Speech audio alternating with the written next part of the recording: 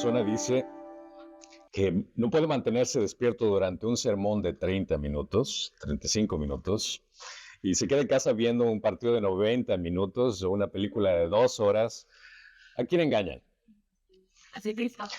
Cuando una persona dice que el domingo es el único día para descansar, pero se levantan a las 4:30 de la mañana para irse al lago o pasar el día jugando fútbol, ¿a quién engañan?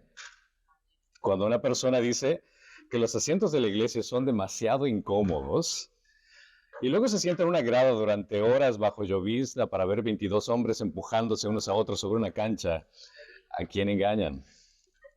Cuando una persona dice que no tiene tiempo para Cristo, para la iglesia, y luego pasa las tardes comprando, o el día jugando bolos, mirando televisión, yendo a lugares de entretenimiento, jugando a las cartas, saliendo por las tardes, ¿a quién engaña? Definitivamente no a Dios. Tristemente esto es algo que lamentablemente tenemos que hacer en el sentido de que nos enfocamos tanto en las cosas del mundo, en complacernos a nosotros mismos, que no se pone la prioridad que requiere Dios de sus seguidores. Un verdadero discípulo de Cristo vive única y exclusivamente de forma sacrificial para complacer a Dios en todo lo que hace y en cada instante de su vida. Y ese es exactamente el tema que vamos a aprender el día de hoy en Mateo capítulo 16 del 24 al 28. Después de que Pedro dijo a Jesús que no iba a permitir que el Señor iba a la cruz y que suceda que Él sea sacrificado, Jesús estaba dispuesto a enseñarle más plenamente sobre el beneficio de su pasión y sobre la realidad de que lo que tenía que experimentar era también el mismo tipo de circunstancia que los discípulos tenían que encarar. Y vemos en versículo 16, 24 al 28 lo que Jesús les enseña. No solo anteriormente Jesús les había dicho, esto es lo que me va a pasar a mí, pero les aclaro que ustedes también van a correr por una suerte similar. Así que veamos el capítulo 16, del 24 al 28. Entonces Jesús dijo a sus discípulos, si alguien quiere venir en pos de mí, niéguese a sí mismo, tome su cruz y que me siga. Porque el que quiere salvar su vida la perderá, pero el que pierda su vida por causa de mí la hallará. Pues ¿qué provecho obtendrá un hombre si gana el mundo entero, pero pierde su alma? ¿O qué dará un hombre a cambio de su alma? Porque el Hijo del Hombre ha de venir en la gloria de su Padre con los ángeles, y entonces recompensará a cada uno según su conducta. En verdad les digo que hay algunos de los que están aquí que no probarán la muerte hasta que venga el Hijo del Hombre venir en su reino. Encontramos la misma referencia de esta gran verdad también en Mateo, al igual que Marcos, Lucas e incluso Juan. Esta es una circunstancia que se presenta en los 4 evangelios, donde Jesús presenta la dificultad que implica el seguir a Jesús. Vemos el versículo 24 que dice, entonces Jesús le dijo a sus discípulos, habiendo dejado al lado vigorosamente la sugerencia mundana que Pedro le había dicho de que no vaya a la cruz, de que no tenga que pasar todo esto, Jesús ahora se dirige a los discípulos. Entonces considera lo que está ocurriendo. Después de la situación que había pasado con Pedro, lo puso en su lugar, pero ahora se aclara una situación con el resto de los discípulos. Quiere hablar con los demás. Y les dice esto, si alguien quiere venir en pos de mí. Bueno, aunque entendemos que el significado literal para los discípulos obviamente era seguirlo, estaban con él caminando, tenían que seguirlo a todas partes, lo vieron hacer milagros, lo vieron en el monte, lo vieron incluso exorcizando, predicando, y también ellos le iban a acompañar a Jerusalén. Pero para nosotros, obviamente, nosotros no podemos literalmente seguir a Jesús. Pero la implicación viene en el sentido de imitarlo a Él, de seguir su camino. Cualquier aspirante a discípulo que desee voluntariamente seguirlo implica una decisión incondicional de dejar todo sacrificialmente por estar con Cristo. Y Él lo reafirma con un punto muy importante. Él dice, niéguese a sí mismo. De la primera instrucción del pecado, desde el punto que se dio la instrucción del pecado, la humanidad ha desechado el amor y el temor a Dios y se ha sometido al dominio de sí mismo. El sentir de autocomplacencia, de que todo se trata acerca de qué es lo que voy a hacer para complacerme a mí. En lugar de conformarnos a la voluntad de nuestro Creador y vivir enteramente para su gloria, hemos hecho nuestra propia voluntad del principio y desde el honor y el interés, el fin de nuestras acciones. Todo se trata acerca de nosotros. De alguna u otra forma hacemos cada cosa en nuestro día pensando en nosotros mismos. La tendencia natural de cada persona es de afirmarse, de concentrarse en lo que sirve para nuestros propios intereses, de hacernos prósperos lo mejor posible.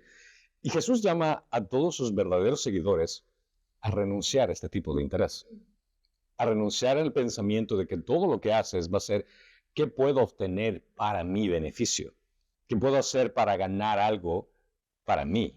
Ahora, no es fácil asimilar lo que Jesús estaba diciendo, donde prácticamente dice, si es que realmente quieres ser mi seguidor, debes de dejar esa mentalidad de que todo lo que haces tiene que ser con un motivo atrás de que al final esto me va a beneficiar. Y claramente dice que primero tienes que ponerlo a Él, considerando que Él es la persona que tienes que satisfacer, que tienes que complacer. Y aparte de eso, leemos más adelante que en contexto viene a ser, no solo se trata de poner a Dios primero, sino se trata de poner a otros primero. Puedes ver qué tan contraproducente es ese tipo de pensamiento, porque naturalmente nosotros queremos pensar acerca de nosotros mismos. Naturalmente queremos complacernos a nosotros mismos, pero Jesús dice, no, tienes que negarte a ti mismo. En todo esto puedo imaginarme que cuando Jesús estaba hablando esto a los discípulos, en un momento Jesús le regresa a ver a Pedro y Pedro así como que, ok, ouch. Porque las declaraciones de Pedro estaba el hecho, sí, no quiero que vayas tú a morir, pero ¿por qué no quiero que vayas tú a morir? Porque me afecta a mí, porque me duele a mí. Considera que lo que está diciendo aquí Jesús es el hecho de que tienes que pensar primero en Dios y el plan de Dios y la voluntad de Dios. Considera que el plan viene a ser el hecho de que tú seas tercero, no primero. Primero es Dios, segundo son los otros y tercero eres tú. Esto es algo que incluso los apóstoles y más adelante podemos leer que Pablo aclara en Romanos capítulo 14, del 7 al 9. Dice, porque ninguno de nosotros vive para sí mismo y ninguno muere para sí mismo. Pues si vivimos, ¿para quién lo hacemos? Para el Señor vivimos. Y si morimos, ¿para quién? Para el Señor morimos. Por tanto, ya sea que vivamos o que muramos, del Señor somos. Porque para esto Cristo murió y resucitó, para ser Señor tanto de los muertos como de los vivos. Considera el hecho de que tu vida entonces prácticamente viene a ser para honor y gloria de Dios. Esta es la razón por la cual existes, la razón por la cual estás aquí. Y cuando se habla acerca de la abnegación, de que dice que te niegues a ti mismo, no implica esto el hecho de que sea un abuso de tu autoestima. Al igual que los discípulos de Jesús, cada creyente debería tener una mejor imagen de sí mismo, pero no basado en lo que tú haces, no basado en lo que tú eres, sino quién eres en Cristo. Esta negación no implica el hecho de que pienses menos de ti y que tengas una culpabilidad de quién eres. No, no, no. Se trata del hecho de que asumas la identidad que tienes en Cristo y gracias a lo que Él ha hecho por ti, tu identidad vale por Él. Esa es la gran diferencia. Nosotros somos quien somos gracias a la misericordia de Dios y sus méritos. Sin embargo, la abnegación significa poner a Dios y las prioridades de su reino en primer lugar. Esto debería tener un impacto visible en la naturaleza de los compromisos tanto financieros, el servicio que tienes a la iglesia, cómo ves al mundo, cómo deberías conducirte como las demás personas. Entonces, conectando al hecho de, por ejemplo, bueno, entonces, ¿qué me estás diciendo que eres cristiano? Que no puedo ir a ver un partido de fútbol, no puedo ver una película, no puedo hacer nada porque todo lo puedo hacer por Cristo. No, no, no. Déjame entenderte. El punto es el hecho de que todo lo que tú haces es una perspectiva de Dios. No existe nada malo el hecho de que vayas a ver un partido de fútbol. No existe nada malo el hecho de que compartas con tu familia y que te diviertas. Pero con todo eso, es que esa es tu prioridad. Si es que, por ejemplo, ahorras dinero para pagar en cierto evento y que cuando viene con respecto a dar, para expandir el reino de Dios en la iglesia, así como que, ay, no, voy a darle unos $5. No, pero gastaste $150 para la entrada del fútbol. ¿O qué con respecto al hecho de entretenimiento? Piensas el hecho, bueno, estoy en casa, no tengo mucho que hacer, voy a descansar. No está nada malo el hecho de ver una película, pero ¿qué es lo que estás viendo? ¿Qué glorifica? Cada acción que tú haces, cada cosa que tú piensas, tienes que considerar, te lo pongo de esta forma, si Jesús está al lado tuyo, ¿lo harías?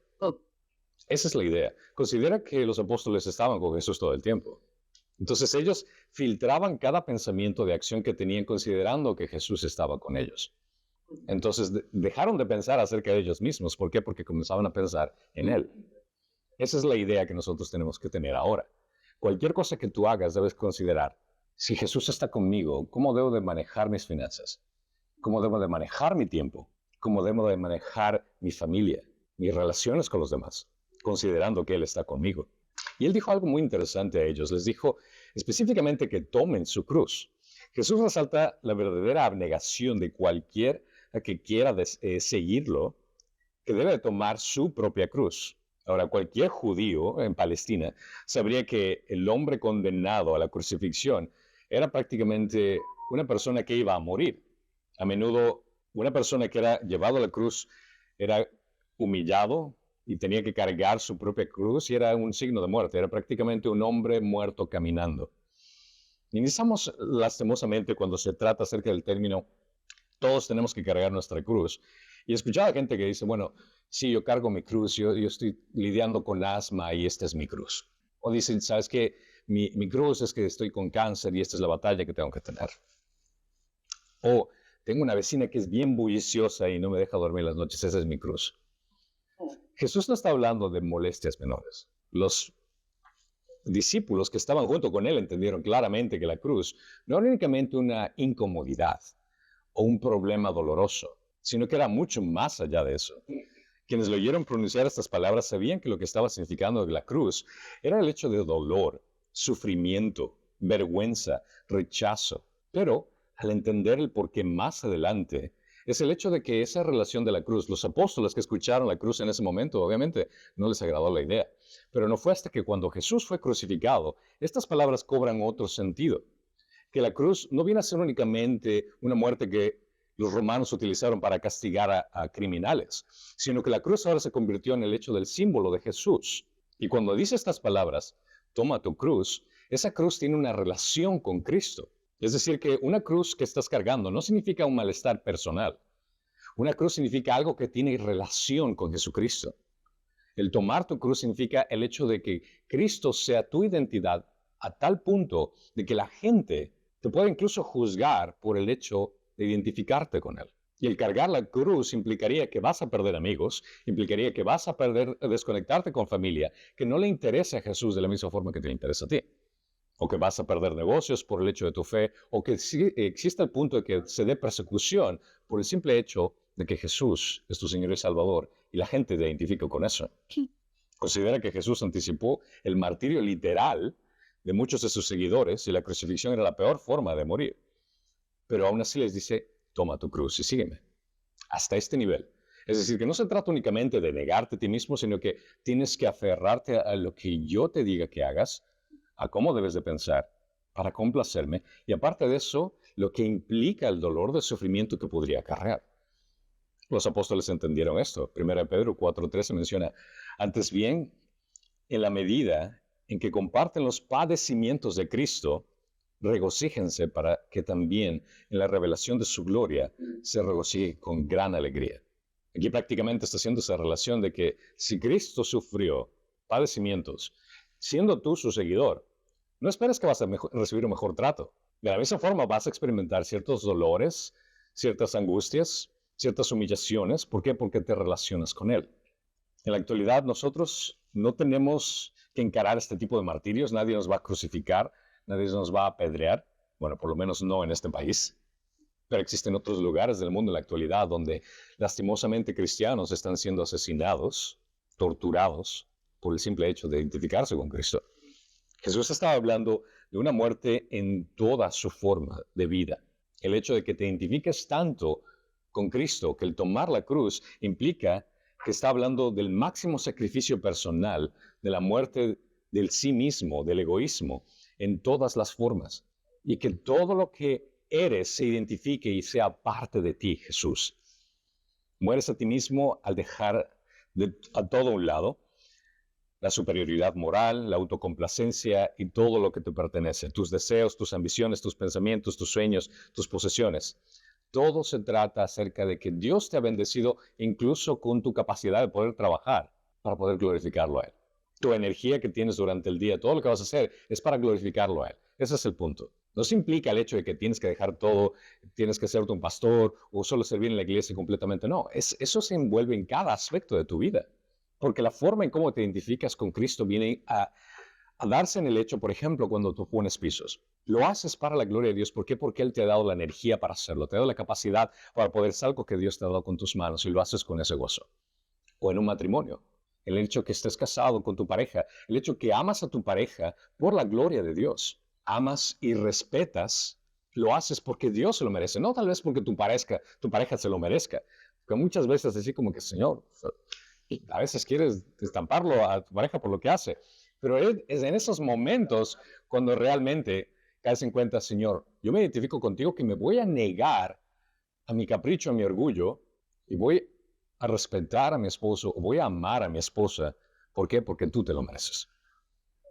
Así significa identificarte con Él, en este aspecto. Eso significa seguirlo a Él, lo cual Él implica que a sus discípulos le dijo específicamente esto, y que me siga. Lo interesante de esta palabra es el hecho de que es un imperativo presente, lo que significa que no se trata del hecho de que me sigas una sola vez, sino que continúes siguiéndome. Jesús está hablando a un discípulo que no se trata únicamente de seguirlo una ocasión, sino que toda tu vida implica que tienes que seguirlo, que tienes que cargar tu cruz constantemente. No se trata únicamente de cargar la cruz los domingos y dejarla en la casa y la dejas a un lado y el resto de la semana todo bien, después vienen los domingos, la cargas otra. No. La cruz la cargas todos los días. El mensaje de que el sufrimiento debe predecer la gloria sigue siendo escandaloso incluso para muchas personas y muchos cristianos, porque hay muchas iglesias donde se les enseña el hecho de que Dios bendícenos con ciertas finanzas, con casa, lo que sea, y tenemos prosperidad en la actualidad, pero cuando les hablas de sufrimiento, así como que no, los hijos de Dios no sufren. Disculpa, pero ¿qué Biblia estás leyendo? Porque aquí claramente, específicamente, Jesús está hablando a sus seguidores que vas a pasar sufrimiento por seguirlo a Él. Sin duda, Dios no llama a todos sus seguidores a sufrir por igual o de la misma manera, pero aquellos que enfatizan solo la disponibilidad de bendiciones físicas y materiales a través de Cristo o que prometen la libertad de persecución, realmente están tergiversando la enseñanza de Jesús aquí. Porque la cruz literalmente explicaba sufrimiento, dolor, vergüenza, humillación. Y si es que te identificas con Él, es tarde o temprano algo que vas a experimentar. Lo cual nos deja saber muy claro que entregarse a Cristo implica asumir todas las responsabilidades y consecuencias de seguir abnegadamente a quien redimió nuestra vida con sacrificio en la suya. Te vuelvo a repetir para que entiendas. Entregarse a Cristo implica asumir todas las responsabilidades y consecuencias de seguir abnegadamente a quien redimió nuestra vida con el sacrificio de la suya. Debes de entender de que seguir a Cristo implica mucha información que debes de conocer. Y es por eso que leer la palabra de Dios te hace una relación de qué es lo que, las responsabilidades que conlleva y también las consecuencias que conlleva. Pero Jesús sube de tono la seriedad de sus palabras. Y en el versículo 25 dice, el que quiera salvar su vida, la perderá. Cuando hablas acerca de la palabra vida, esta palabra vida en griego es psique, puede entenderse también como alma, lo cual en el versículo 25 y 26, como lo ves, que habla acerca de vida y de alma, realmente son intercambiables. Está hablando de del mismo sentido de los dos. Si consideramos la vida como nada más que lo que vives físicamente o tu día ordinario, o si dedicamos nuestro tiempo o nuestros recursos a sacar todo el provecho que tengamos de esta vida, dice Jesús que perderás tu vida en el sentido más importante. Si te dedicas a intentar sacar lo mejor de esta vida presente, del aquí y del ahora, el tratar de buscar éxito, dinero, estabilidad, solo por el hecho de sentirte cómodo, si es que esa realmente es tu prioridad y ese es tu enfoque, Jesús dice que la vida no tiene sentido si lo haces de esa forma. Dedicarse a intentar sacar lo mejor de esta vida presente, del aquí y del ahora, es perder la vida en el sentido más pleno de la realidad revelada en la cual existimos. Jesús no está diciendo que cualquiera que se concentre en sus propios intereses egoístas será castigado y le va a quitar la vida. No. Está diciendo que por el hecho mismo de que te estás concentrando en tus intereses propios egoístas, esa persona ha perdido la vida en el mejor sentido de lo que significa. La persona existe, pero no vive. Es decir, que todo lo que estás haciendo, si lo haces única y exclusivamente por tener una mejor casa, por tener una mejor vida, una mejor relación, y si es que ese es el fin por el cual estás haciendo todo, quiero tener una familia feliz, quiero tener un matrimonio feliz, si es que ese es el fin, estás perdiendo tu vida, solo estás existiendo. La diferencia es el hecho de que si estoy trabajando para la gloria de Dios, si tengo una relación familiar para la gloria de Dios, si soy un buen esposo, una buena esposa para la gloria de Dios, estás viviendo. Ese es el punto. Jesús habla de la persona que pone su énfasis en todo lo que aumenta el gozo y el placer personal egocéntrico. Ese tipo de vida no existe. Para él, entre su perspectiva, no es válido. Es el egoísmo lo que hace la felicidad personal el criterio de una vida desperdiciada. Si todo lo haces únicamente para complacerte a ti, estás desperdiciando tu vida. Jesús en términos prácticos dice que es contraproducente concentrarse en vivir para uno mismo. Pero claramente lo claro dice, pero el que pierde su vida por causa de mí, la hallará. Jesús no habla de la voluntad de perder la vida o de suicidarse, sino de perderla en vivir en el énfasis egocéntrico sin cumplir la razón por la cual fuiste creado. Jesús tampoco está hablando de alguna actividad masoquista, no se refiere a alguien que debe de tener una autoestima baja de su vida o que tiene que hacer únicamente todas las cosas en sentido negativo a uno mismo. No. Se refiere a las personas que anteponen al Mesías por sobre sí mismos, dedicando todo su tiempo, esfuerzo, dinero, talentos, motivaciones en vivir, en servir y vivir para Cristo, y que los demás se den cuenta de que esa persona realmente tiene un sentido en su vida por Cristo, no por él mismo. Esa persona que lo hace de ese sentido, que lo hace para glorificar a Dios, encontrará su vida. Esta persona descubre que la vida que vivió antes de renunciar a Cristo realmente no era vida en lo absoluto. Solo póngase a pensar, ¿cuántos de nosotros que hemos entregado nuestra vida a Cristo nos hemos dado cuenta que al ver mi pasado, antes de conocer a Cristo, realmente estaba existiendo, pero no estaba viviendo? Recuerdo incluso siendo joven, yendo a fiestas, compartiendo con gente, llegando a la casa y sintiéndome vacío. Pensaba que eso era toda la existencia, de que eso era todo el fin, que obtener tal vez un auto. Tenía un auto, ok, perfecto. Y ahí logré pude obtener un logro en mi vida, pero después me sentía vacío. Estaba existiendo, pero no estaba viviendo.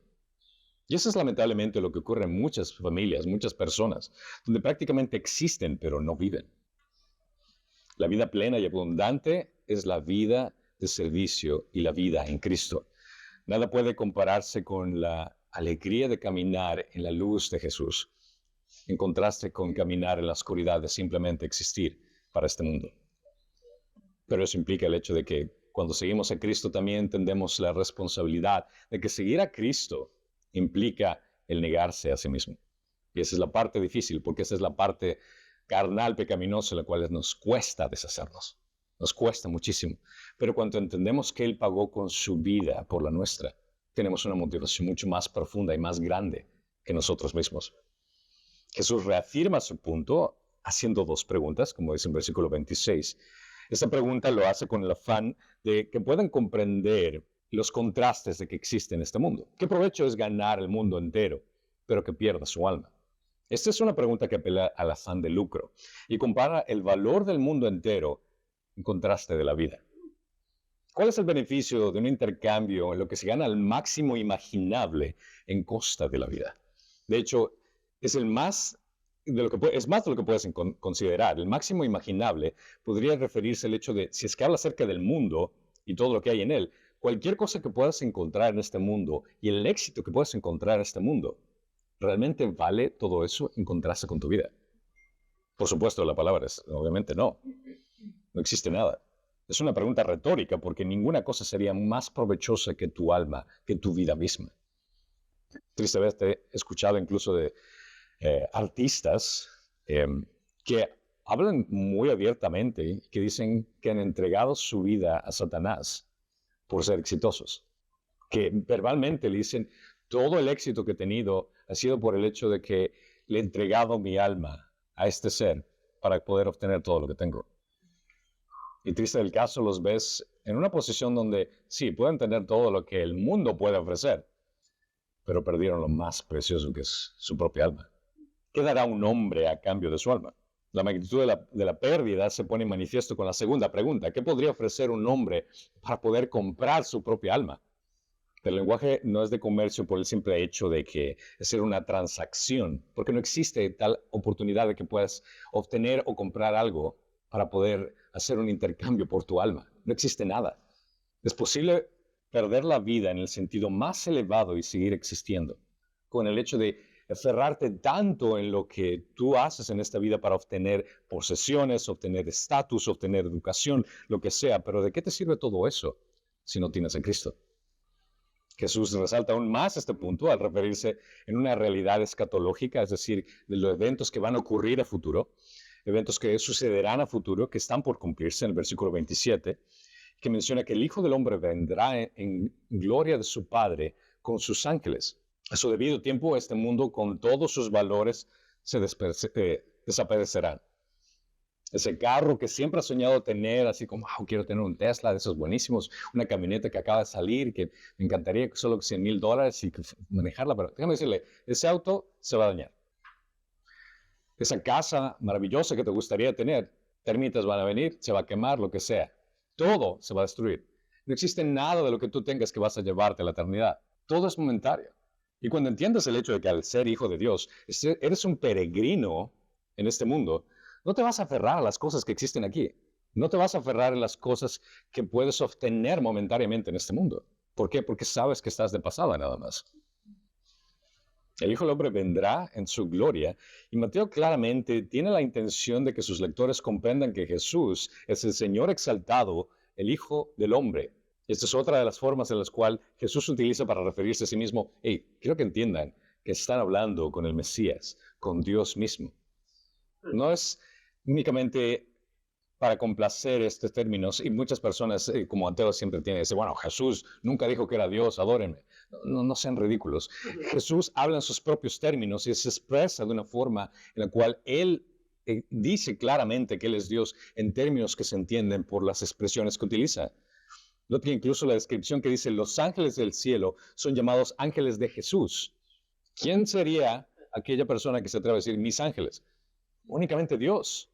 No necesita decir, yo soy Dios, adórame. Solo dice frases y expresiones tan simples que uno razona al entender el contexto bíblico que te hace entender de que Jesús es Dios. Esta es otra manera de afirmar su deidad. El Hijo del Hombre es, por supuesto, la manera favorita que Jesús utiliza para referirse a sí mismo como el Mesías. Jesús habló proféticamente de su segunda venida. Mateo 24:30 menciona, entonces aparecerá en el cielo la señal del Hijo del Hombre, y todas las tribus de la tierra harán duelo, y verán al Hijo del Hombre que viene sobre las nubes del cielo con poder, y que dice aquí, gran gloria, y él enviará sus ángeles con una gran trompeta y reunirá a sus escogidos, los cuatro vientos, desde un extremo de los cielos hasta el otro. En 2 Tesalonicenses también Pablo especifica esto. Pero que Él les dé alivio a ustedes que son afligidos y también a nosotros cuando el Señor Jesús sea revelado desde el cielo con sus poderosos ángeles en llama de fuego. Dice sus poderosos ángeles. Los ángeles solo le pertenecen a Dios. Aquí no dice cuándo y dónde vendrá, pero claramente deja afirmado de que habrá un momento en que Él venga y que Él se manifieste. Jesús vendrá en la gloria de su Padre, una expresión que resalta nuevamente la unidad del Padre y el Hijo. En Hebreos 1:3 menciona también, Él es el resplandor de su gloria y la expresión exacta de su naturaleza, y sostiene todas las cosas por la palabra de su poder. Después de llevar a cabo la purificación de los pecados, el Hijo se sentó a la diestra de la majestad en las alturas. Aquí une la conexión de Dios Padre y Dios Hijo con la misma deidad. Esta venida no será en humildad. La primera vez vino humildemente como un ser humano, nació en un pesebre en el lugar más remoto que te puedas imaginar, en un pueblucho. Después entró en un burrito sentado a Jerusalén. Pero la segunda venida va a ser gloriosa. Todos los ojos lo verán. Todos se pondrán de rodilla, sean cristianos, ateos, se inclinarán ante el santo Dios Todopoderoso. Esa venida será increíble. Y entonces dice que recompensará a cada uno según su conducta. Jesús habla de un juicio en el que cada uno recibirá una restitución adecuada, una retribución adecuada. Su comportamiento de la suma va a ser, de lo que ha obtenido, va a ser recibir una remuneración por esto. Para muchos lectores esto puede sonar confuso, considerando que si es que no ha leído el contexto, si es que abro la Biblia y leo este pasaje, va a decir, bueno, aquí está, claramente, la salvación es por obras. Pero si es que lees el contexto, no habla acerca de eso. Considera que las personas deben ser castigadas o bendecidas dependiendo si es que sus acciones fueron buenas y malas. No habla acerca de la salvación de la eternidad. Debemos ver claramente que la recompensa no es el cielo o el infierno. Uno no hace cosas para ganarse el cielo. El cielo no se gana por obras o chantaje. ¿Y por qué digo chantaje? Porque ese es el pensamiento de que si hago obras buenas, Dios me va a recompensar. Nadie va a llegar al cielo o tocar la puerta del cielo y decir, mira todas mis credenciales. Eso es chantaje. Claramente Pablo incluso lo enseñó más adelante. Dice, porque concluimos que el hombre es justificado por la fe aparte de las obras de la ley. Tu justificación es por fe, no por obras. Más adelante menciona en Romanos 11:6, pero si es por gracia, ya no es en base de las obras. De otra manera, la gracia ya no es gracia. Y si por obras, ya no es gracia. De otra manera, la obra ya no es obra. Y claramente en Efesios 2:8, porque por gracia ustedes han sido salvos por medio de la ¿qué? Por la fe. Y esto no procede de ustedes, sino que es un don de Dios. La fe es un regalo que Dios te da. No por obras, para que nadie se gloríe. Pero aquí viene el punto donde haces una conexión específicamente de lo que Jesús está hablando. Lo que menciona aquí el versículo 10 da a entender el punto de qué tipo de remuneración está hablando. Porque somos hechura suya, creados en Cristo Jesús, ¿para qué? Para hacer buenas obras, las cuales Dios preparó de antemano para que anduviéramos en ellas. Es decir, que todo lo que tú haces, una vez que hayas sido salvado, que reconoces a Cristo como tu Señor y Salvador, te ha salvado para hacer buenas obras. Y esas buenas obras van a ser remuneradas, van a ser recompensadas.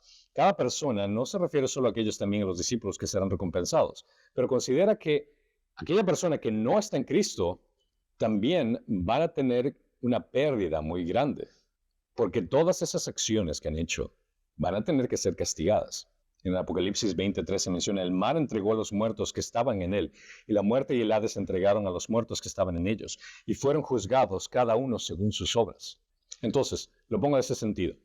Si Cristo está en la mitad, aquellos que no han recibido a Cristo, aquellos que rechazaron a Jesucristo, sus obras, es decir, todo lo que han hecho, sus pecados, van a ser castigados. Al igual que un criminal entra a una corte y tiene que ser juzgado basado en sus crímenes, y la penalidad de sus crímenes va a ser dependiendo a la intensidad de la que se han hecho. Cada uno de esos crímenes, sin una persona que no tenga a Cristo, va a ser castigado por todo eso. Es decir, que existen niveles de castigo. Existen personas que van a sufrir muchísimo más que otras, pero la cruz es lo que hace la diferencia. Aquellos que han reconocido a Jesucristo como Señor y Salvador y han nacido nuevamente, son parte de la familia de Dios, sus obras van a ser recompensadas. Pero también consideren esto, que aquellas obras que hayamos hecho de una forma pecaminosa, vamos a sufrir vergüenza. No vamos a perder la salvación, pero sí sufriremos vergüenza. Porque cuando hablamos acerca de aquellos que no conocen a Cristo serán castigados en el infierno, aquellos que tienen a Cristo en su vida, sus obras van a ser para recompensa. Es una perspectiva completamente diferente. Jesús deja claro que habrá un ajuste de cuentas. Aquellos que han cambiado su ser esencial, su vida, por el beneficio del placer efímero, recibirán la recompensa de vida. Es decir, aquellos que se dedicaron únicamente a vivir por su propia cuenta, van a rendir cada una de sus cuentas a Dios de lo que han hecho por beneficio personal. Pero, siendo un discípulo de Dios, considerando que los unos son juzgados por la ley, aquellos que rechazaron a Cristo, que cumplió toda la ley, serán juzgados por la ley. Aquellos que reconocieron a Cristo van a ser remunerados. Si el discípulo trata de proteger su vida en esta vida, desperdiciando la oportunidad de aumentar sus recompensas en la vida que realmente importa, considera que también vas a recibir pérdida. Si es que no estás haciendo todo para la gloria de Dios, vas a recibir pérdida. Si una persona no acepta el desafío del verdadero discipulado, perderá tanto la verdadera calidad, de vida ahora como la recompensa completa de la eternidad. ¿A qué me refiero con esto? Es el hecho de que una persona que vive para Cristo, reconoce a Cristo como su Señor y Salvador, pero no está viviendo para honor y gloria de Dios, vas a recibir pérdida por todo eso. Sí, estás en Cristo, eres salvo completamente. Pero no existe ganancia si una persona desperdicia su vida en sí mismo. Confirma el tema aquí en Mateo 16:27. Y Cristo buscaba también motivar a sus seguidores a trabajar duro, a invertir sus vidas en la eternidad. Entonces, mira que el hecho de que estés en Cristo, tienes una nueva identidad y tu vida está enfocada en la eternidad. Todo lo que tú hagas aquí en este momento va a implicar cómo va a ser tu eternidad.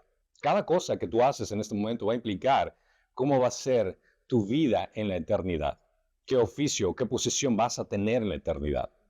Las Escrituras dejan muy claro que existen diferentes grados de recompensa para los creyentes basado en su mayordomía, en las oportunidades que tú tienes aquí en la vida.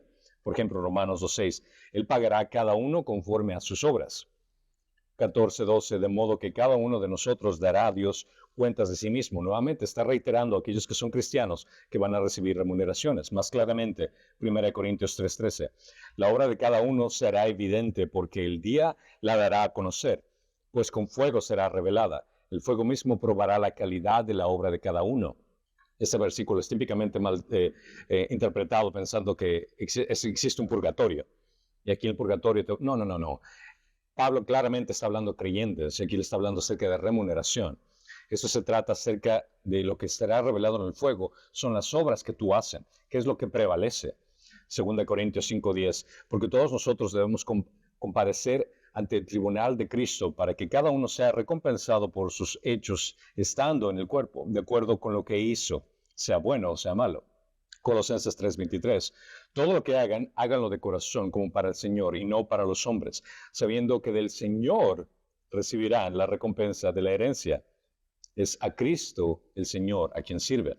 Eso es lo cual te recuerda que cualquier trabajo que tú tengas o cualquier cosa que tú hagas lo haces para Dios, no lo haces para la gente. Y Apocalipsis 22:12, por tanto, yo vengo pronto y mi recompensa está conmigo para recompensar a cada uno según su obra. Nuestra vida y nuestra lealtad va a determinar prácticamente la forma en cómo va a ser tu eternidad.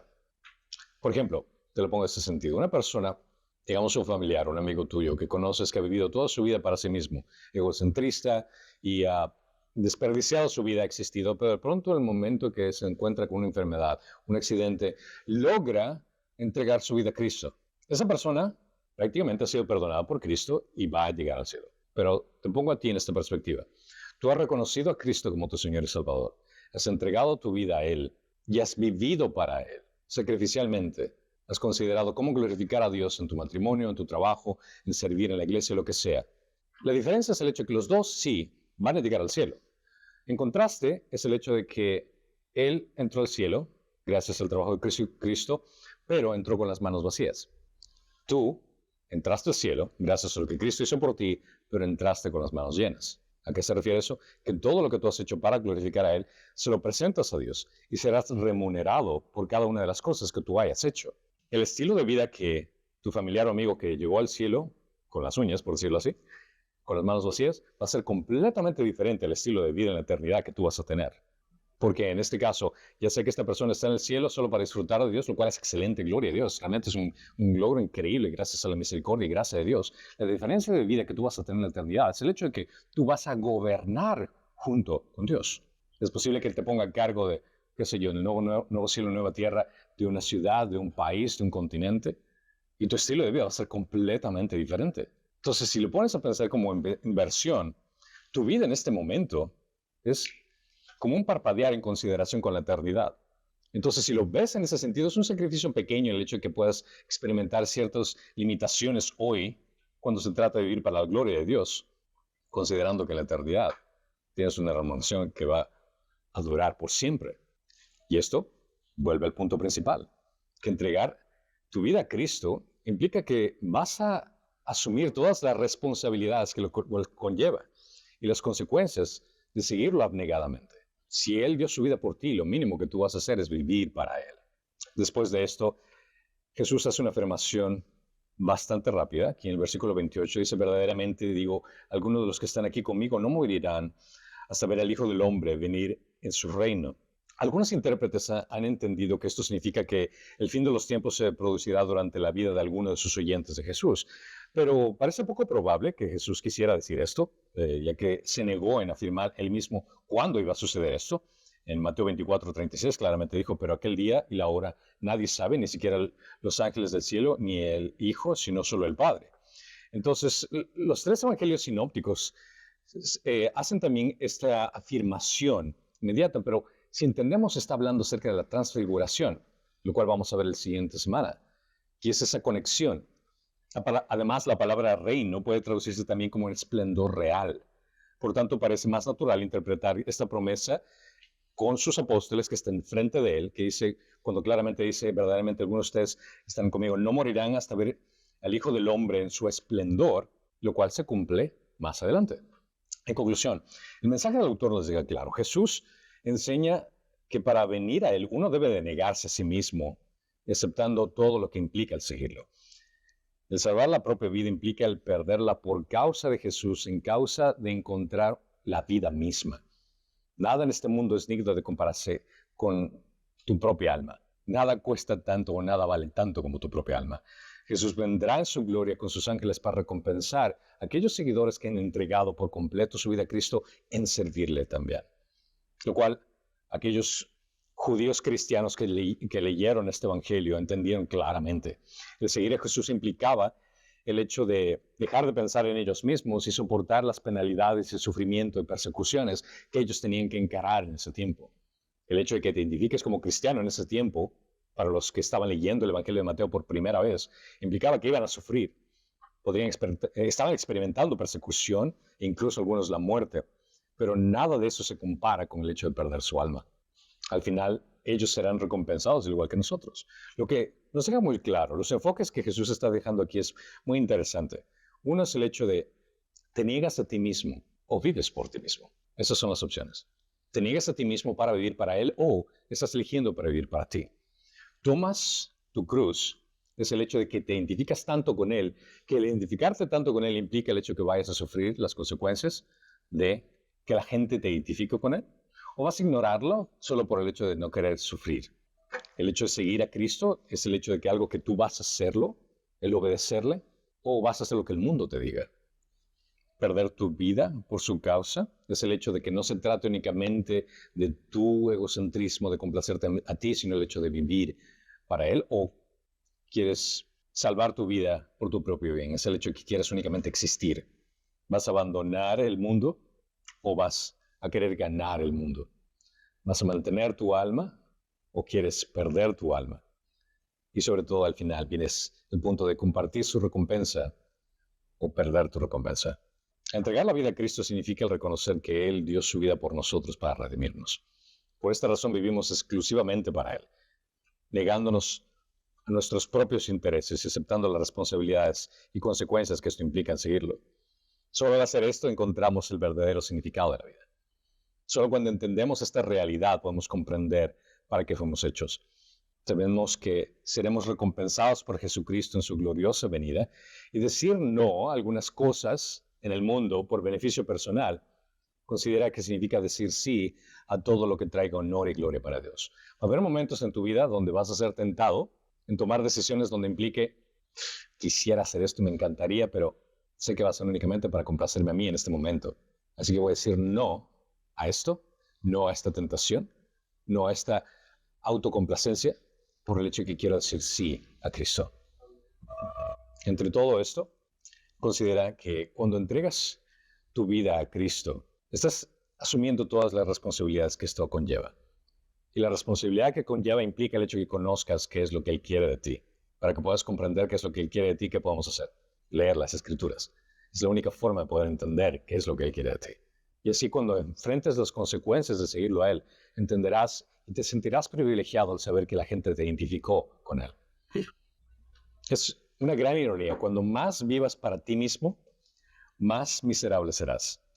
Pero cuando más vivas para Cristo, por completo, incondicionalmente y totalmente, más abundantemente la vida tendrá significado. ¿Amén? Gracias, Señor, te damos, Padre Santo, por el hecho de que tú nos diste una razón de vivir. Nos diste un significado en nuestra vida, Señor. Tenemos un entendimiento que antes no teníamos, gracias al hecho de que tú abriste nuestros ojos espirituales, para poder comprender tu palabra, para poder saber quién eres tú, Señor. Padre, te pido por cada una de las personas que están escuchando, Señor, que tú puedas ayudarles a discernir en las cosas que te traen gloria. Que nos ayudes a discernir, Padre Santo, que cada actitud que tengamos, cada acción que hagamos, Señor, sea para tu honor y para tu gloria. Gracias, Señor, te damos porque el hecho de que moriste en la cruz por nosotros nos da un sentir mucho más grande y un significado de vida mucho mejor del que nosotros podíamos encontrar por nuestra cuenta. Guíanos, Señor, por honor y gloria de tu nombre. Te lo pido en Cristo Jesús.